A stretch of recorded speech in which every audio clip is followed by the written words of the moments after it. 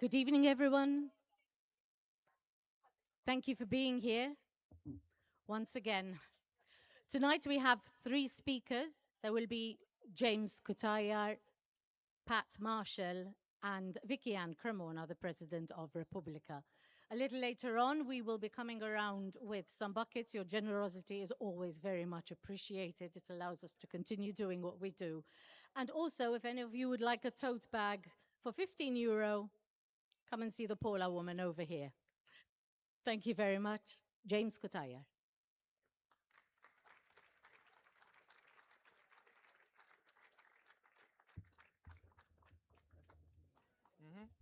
All right. So apologies, I will be speaking in Maltese for those who don't understand, because I think I can deliver it better. Għada kemm intrebħet elezzjoni ġenerali mill-istess partit li meta kien fil-gvern instab ħati li ħoloq klima ta' impunità li waslet għal qtil ta' Defni Caruana Galizja. Dan mhuwiex kliem jiena qed nirrepeti biss dak li ħareġ mill-inkjesta pubblika 5 snin ilu.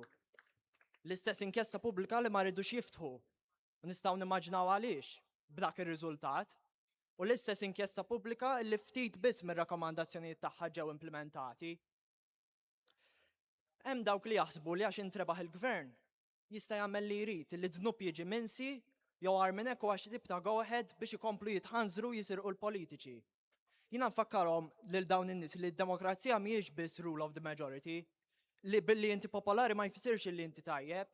Kenna nies fil-passat li kienu popolari u kien għamlu ħafna ħsara.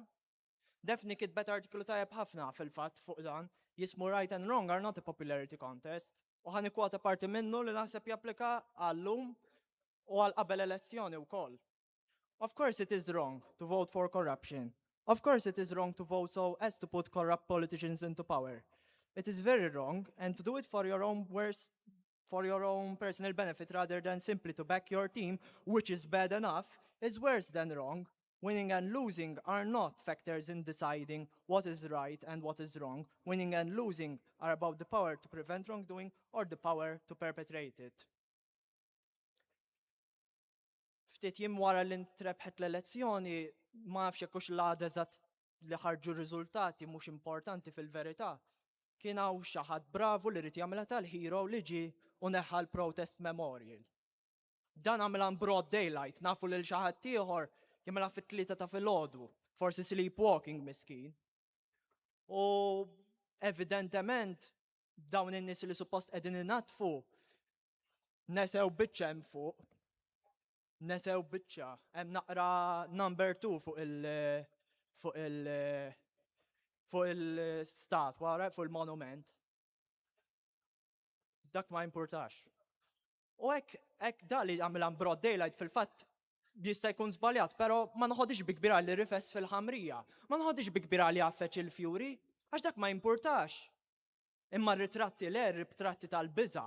U da żgur li huma tal-biża għal min inkixef jisraq, għal min inkixef jitħanżer u jiddeffess fil-iskandli. Da żgur.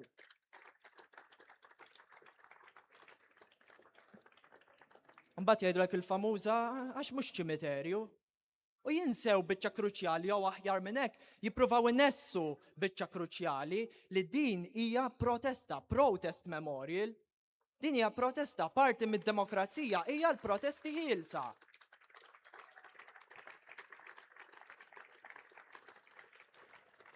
Jagħmlu ħafna affarijiet jippruvaw biex jaqtawlna qalbna, jgħidulna għax ġustizzja diġà saret, jirrepetu dik il-gidba. Ġustizzja ma saritx. Min ordna l-qtil mhuwiex qiegħed il-ħabs. U kull darba li jirrepetu dik il-gidba, aħna ħan irrepetu l-verità. Li ġustizzja għada ma saritx.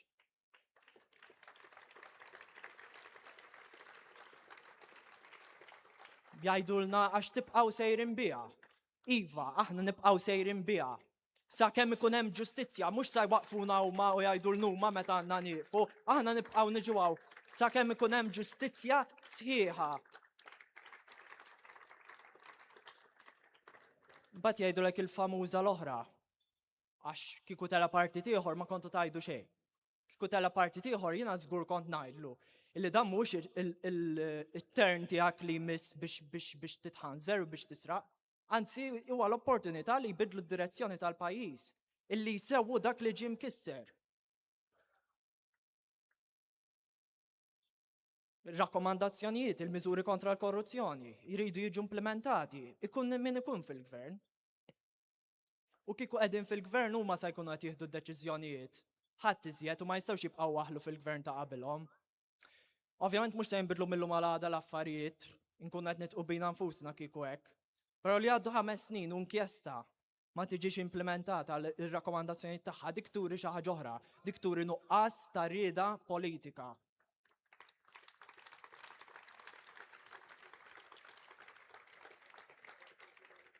Ħan ikkonkludi billi diġà qed jippruvaw isiktuna, jippruvaw jalqu ħalqna.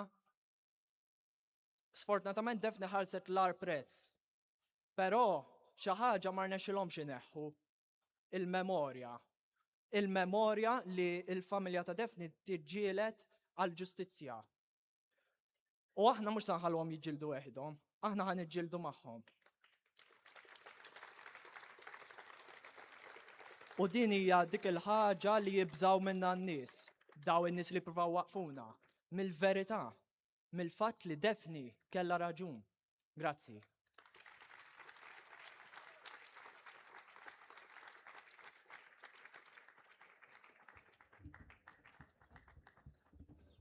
Thank you. Okay, all right. Good? Okay. Almost 9 years on, there's one question people keep asking me. Why do you still go to the vigil every month? Why do you still help replace the flowers and candles at the protest memorial? Surely it's time to move on.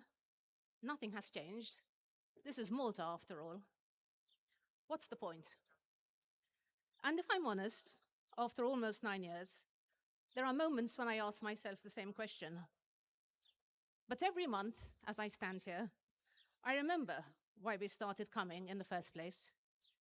We come because a journalist was murdered. We come because what happened to Daphne Caruana Galizia should never become normal.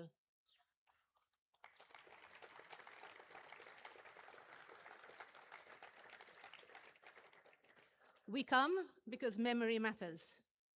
And we come because forgetting has consequences. Recently, I was talking to some Ukrainians about the war. I expected them to talk about missiles, destruction, and loss. And of course they did. But one thing they said stayed with me. They told me that one of the worst things about war is not only the suffering, it's the normality. The fact that after a while, people get used to it. The sirens, the air raid warnings, the daily reports of attack, the uncertainty, the loss. Not because they don't care, but because human beings adapt, even to terrible things. And that conversation made me think about Malta. Not because Malta is Ukraine, it is not, but because every society faces the same danger. The danger that the unacceptable slowly becomes acceptable. That what once shocked us no longer shocks us at all. That outrage becomes resignation. And that made me ask myself a question. Almost 9 years after Daphne's assassination, what have we started accepting as normal? Have we become too comfortable with things that should still make us very uncomfortable? Like attacks on journalists, attacks on judges, attacks on civil society, attacks on memorials, lack of transparency, abuse of power, the belief that nothing will ever change. Daphne spent her life refusing to accept that the unacceptable was normal. That was true when she wrote about corruption. It was true when she wrote about abuse of power. It was true when she challenged people who believed they would never be questioned. She understood something that we sometimes forget. Things become normal only when enough people stop challenging them. In one of her blog posts, Daphne wrote to her readers, You come here to feel normal in a sea of insanity. That is such a powerful sentence because it captures something many people still feel today. The need for reassurance that what is happening around us is not normal and should never be treated as normal. We've become too used to scandals, to revelations, to hearing about public contracts, about positions of trust, about permits, about direct orders, about appointments, about people who seem to play by different rules from everyone else. Stories that once would have dominated the headlines now disappear within days. Many people no longer follow the details. Many people no longer expect answers. Many people have simply switched off. And it's not only politics. We've become used to traffic, used to overdevelopment, used to cranes dominating our skyline, used to the destruction of our countryside and open spaces, used to accidents on building sites. The danger is not that we are shocked. The danger is that we are no longer shocked enough. Corruption damages democracy, but indifference allows it to survive.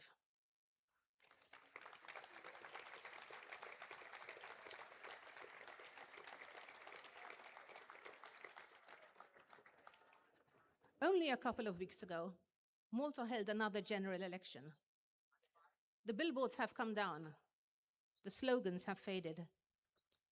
Malta remains one of the countries with the highest voter participation rates in Europe. People care enough to vote.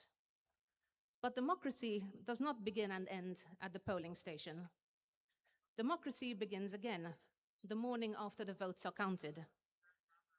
Respecting an election result does not mean silence between elections. It does not mean pretending that serious concerns about corruption, governance, and public trust have disappeared. It means continuing to ask questions, continuing to hold power accountable. Because democracy is not only measured by how we vote, it's measured by what we tolerate afterwards, and by how those we elect choose to exercise power. There are first-time voters in Malta today who were children when Daphne was murdered. Some have no personal memory of the 16th of October, 2017. For them, this is history. The question is, what lesson are they learning from that history? Are they learning that money and success matter most, or that character matters most? Are they learning that speaking up is dangerous, or that democracy requires citizens who care enough to participate? Imagine a Malta without journalists. Imagine a Malta without whistleblowers, without activists. Imagine a Malta without public inquiries. Imagine a Malta without civil society organizations. Imagine a Malta where nobody asks difficult questions. Imagine a Malta where nobody challenges power. That is not peace, that is silence. And silence has never protected democracy.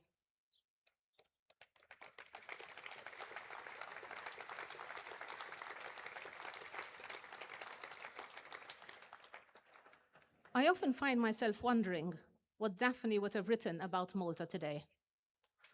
What she would have written about the election we've just been through, about the promises that were made, about the questions that were not asked, about the issues that dominated the campaign, and perhaps more importantly, about the issues that were ignored.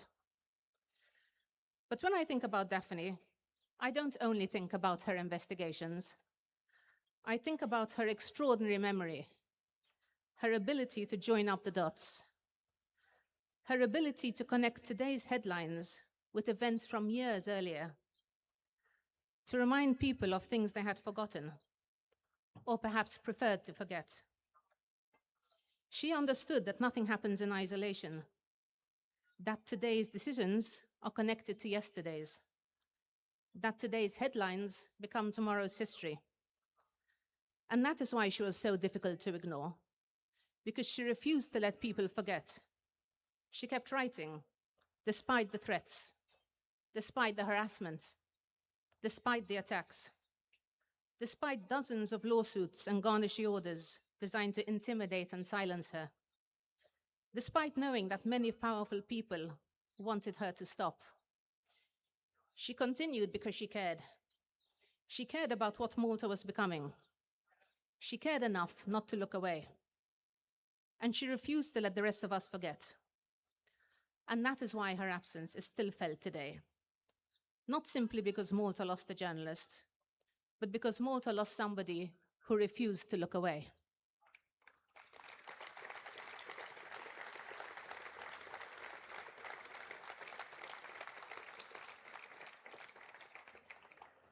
But despite what many people say, some things have changed. Not enough, but they have changed. There have been public inquiries.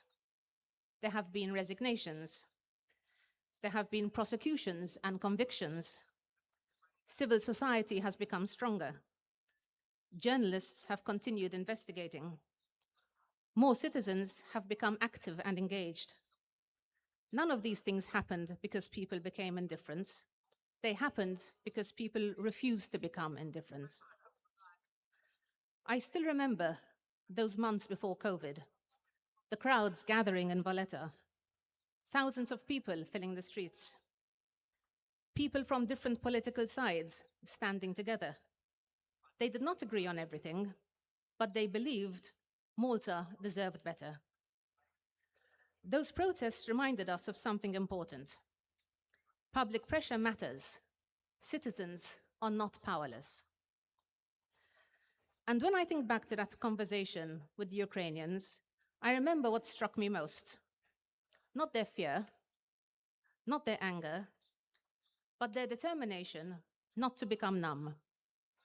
Their determination not to accept that war should become normal. And perhaps that is our challenge too, because every society must decide what it is prepared to accept as normal. Almost 9 years after Daphne's assassination, perhaps the question is not whether Malta has changed enough. Perhaps the question is whether we still believe it can. I believe that it can.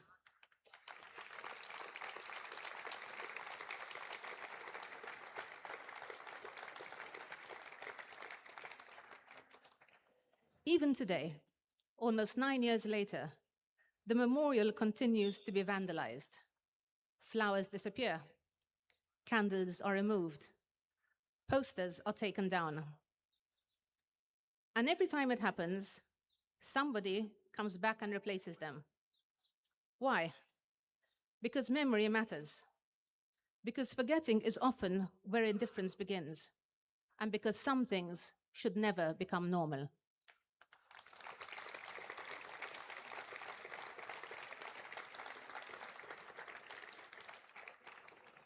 And perhaps that brings me back to the question I started with. After almost 9 years, what's the point? The point is that the moment we accept that nothing can change is the moment we stop trying to change it. Daphne spent her life refusing to accept that the unacceptable was normal.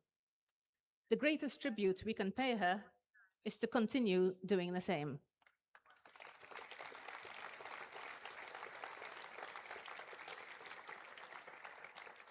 And that is why I am still here. And that is why I will be here next month, and the month after that, and the month after that.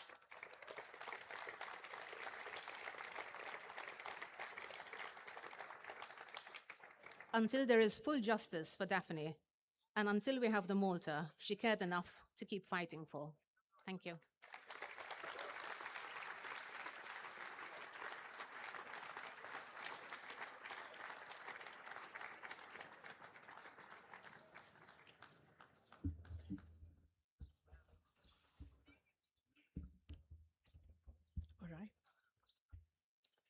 Eżiż ħbieb, għaddew ftit ġimgħat minn elezzjoni ġenerali.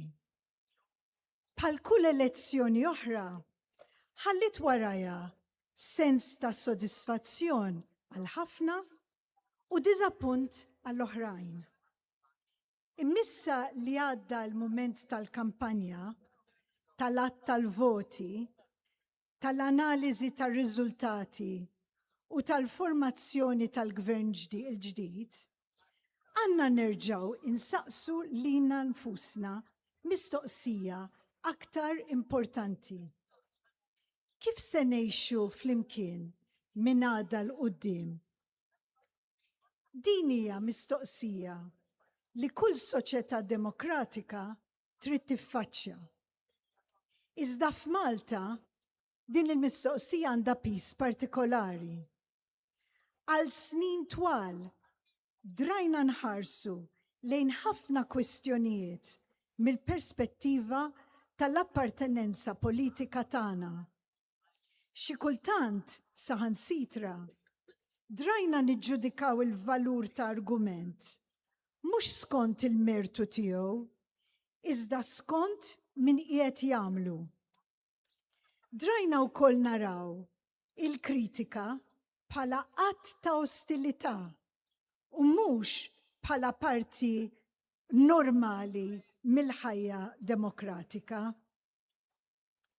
Għalhekk, fil-waqt li nirrispettaw bisħieħ l-għażla demokratika tal-poplu, nemnu li l-elezzjoni ma tistax tkun it-tmiem ta' konverzazzjoni pubblika.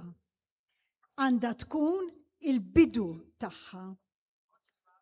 L-elezzjoni ddeċidiet min għandu jmexxi l-pajjiż fil-5 snin li ġejjin. Ma ddeċidietx li ma valuri għandhom jigwidawna bħala soċjetà. Ma ddeċidietx jekk il-ġustizzja tibqax importanti. Ma ddeċidietx jekk għandniex nibqgħu nistennew standards għoljin minn għandu l-awtorità pubblika. U ċertament ma ddeċidietx li dawk li għandhom tħassib jew opinjoni differenti għandhom jieqfu jesprimuhom. F'dawn il-ġimgħat li għaddew rajna mill-ġdid ostilità lejn Repubblika u lejn dawk li jidentifikaw ruħhom mal-kawżi li nippromuovu. Xi wħud reġgħu qalu li m'għadx hemm bżonn tagħna. Oħrajn argumentaw li wara r-riżultat elettorali m'għadx hemm lok għal ċerti mistoqsijiet jew ċerti kritiċi. Oħrajn għażlu li jiddeskrivu kull min ma jaqbilx magħhom bħala għadu jew bħala persuna li ma taċċettax ir-rieda tal-poplu. Aħna ma naqblux ma dan.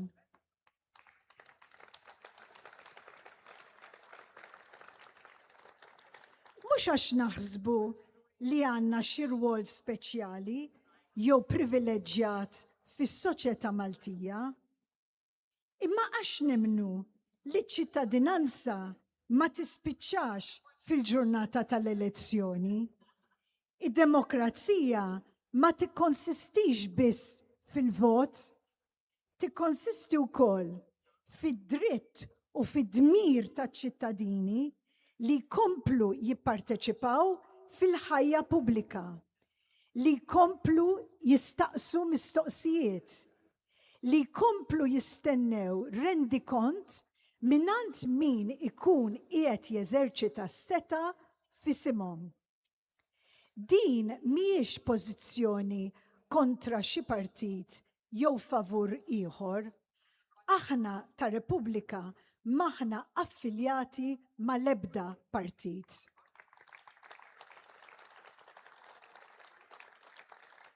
Hija pożizzjoni favur demokrazija li tibqa' ħajja bejn elezzjoni u oħra. Propju għalhekk illum irridu nagħmlu appell. Mhux appell għal konfrontazzjoni, mhux appell biex nissaħħu fil-kampijiet rispettivi tagħna, mhux appell biex niqpaw inħarsu lej xulxin bis-suspett. Irridu namlu appell għad-dialogu. Nafu li mhux kulħadd jaqbel magħna u lanqas m'għandu jkun obbligat li jaqbel magħna. F'soċjetà demokratika ma jistax ikun hemm monopolju tal-verità. Imma għandu jkun possibbli li ma naqblux mingħajr ma niddemonizzaw lil xulxin. Għandu jkun possibbli li nisimgħu argument mingħajr l-ewwel ma nistaqsu minn liema kamp ġej. Għandu jkun possibbli li niddiskutu dwar il-futur tal-pajjiż mingħajr ma kull differenza tinbidel fi gwerra politika jew kulturali.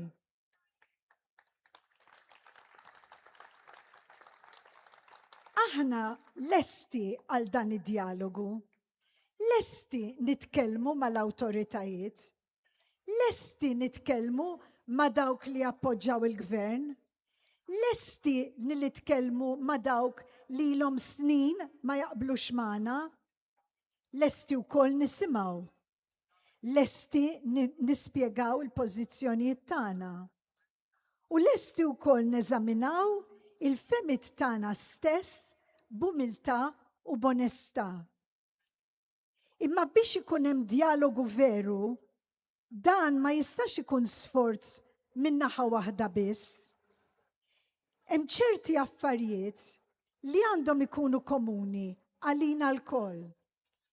Irrispettivament minn kif nivvutaw jew lil min nappoġġaw. Għandna jkollna il-koll iridu istituzzjonijiet li jaħdmu tajjeb. Għandna l-koll irridu amministrazzjoni pubblika onesta. Għandna l-koll irridu qrati li jgawdu il-fiduċja taċ-ċittadini. Għandna l-koll irridu li l-liġi tapplika bl-istess mod għal kulħadd.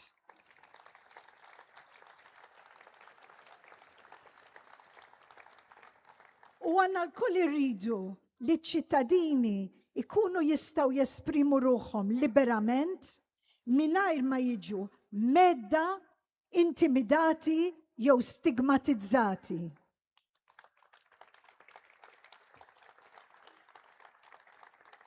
Dawn mhumiex għanijiet ta' Repubblika, huma għanijiet ta' kull demokrazija serja.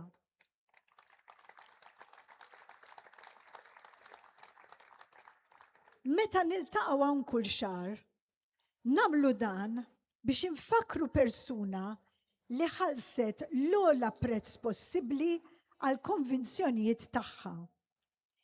Iżda ma nagħmluhx biss biex infakru persuna, nagħmluh ukoll biex infakru il-valuri li għalihom għexet u ħadmet.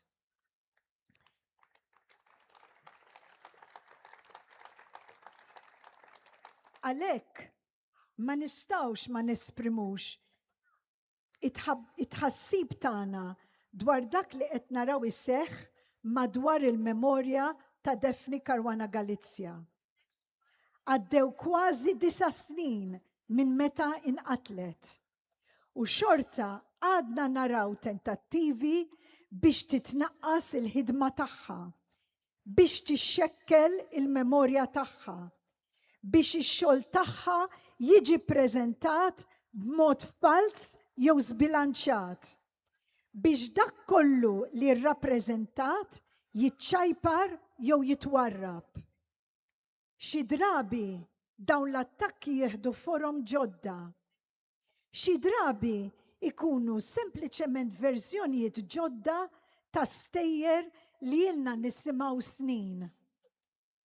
Iżda l-effett tagħhom huwa dejjem l-istess, li naqsu l-importanza tal-verità, li jdajfu il-memorja kollettiva tagħna, li joħolqu konfużjoni dwar dak li ġara u għaliex ġara. Dan għandu jinkwetana mhux biss minħabba defni n-nifisa, għandu jinkwetana minħabba dak li jgħid dwarna bħala soċjetà.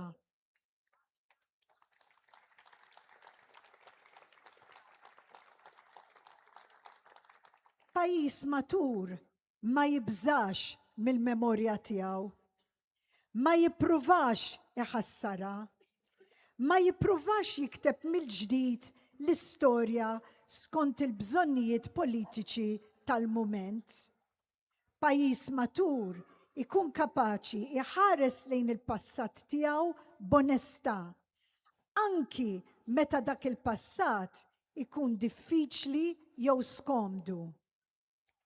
Il-memorja mhijiex teddida għad-demokrazija, hija kundizzjoni għas-saħħa tagħha, għax mingħajr memorja ma nitalmux, mingħajr memorja ma nifmux l-iżbalji tagħna u mingħajr memorja ma nkunux nistgħu nibnu futur aħjar.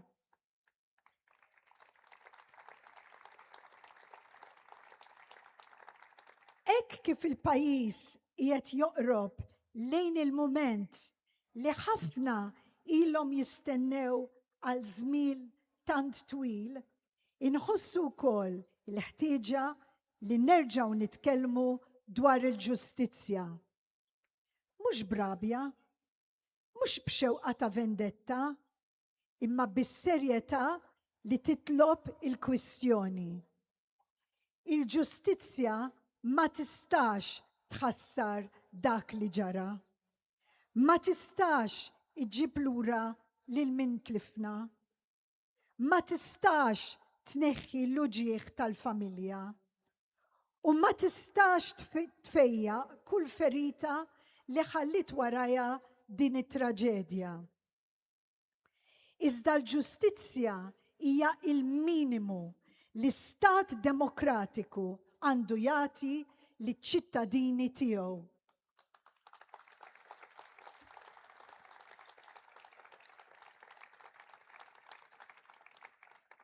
Meta jseħħ delitt li jeżżes il-pedamenti stess tal-ħajja demokratika, l-istat għandu obbligu li jagħmel dak kollu li huwa meħtieġ biex il-verità toħroġ fid-dawl u biex ikun hemm rendikont sħiħ quddiem il-liġi. Dan huwa dovut lil Defni.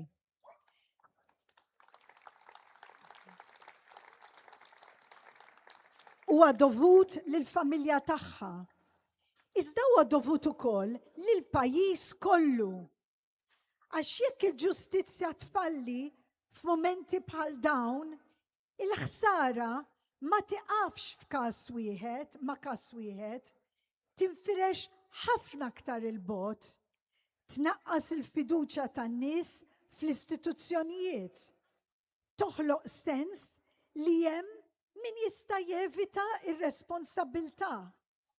Tibgħat messaġġ perikolus li l-poter huwa aktar b'saħħtu mill-liġi.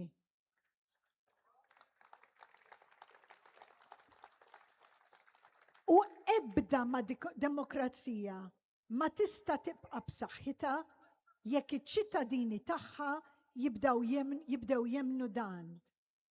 Għalhekk nibqgħu nittamaw. Nittamaw li l-istituzzjonijiet tal-pajjiż ikunu kapaċi iwettqu dmirhom.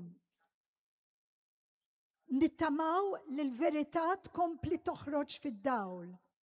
Nittamaw li l-ġustizzja tingħata u li tidher li qiegħda tingħata.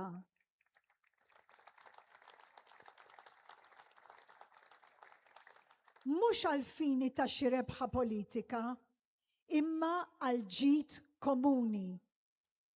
Qabel nagħlaq, irrid nerġa' lura għal mistoqsija li bdejt biha. Kif se ngħixu flimkien minn għada l-qudiem?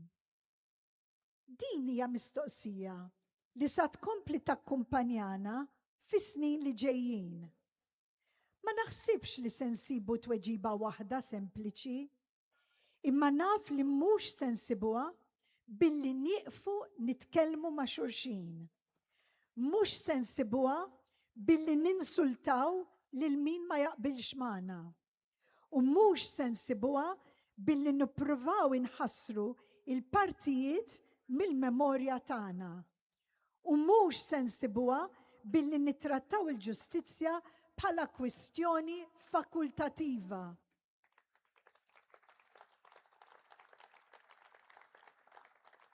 Se nsibuha biss jekk nibqgħu nibnu kultura demokratika ibbażata fuq ir-rispett, fuq il-verità, fuq il-libertà tal-espressjoni u fuq l-ugwaljanza quddiem il-liġi.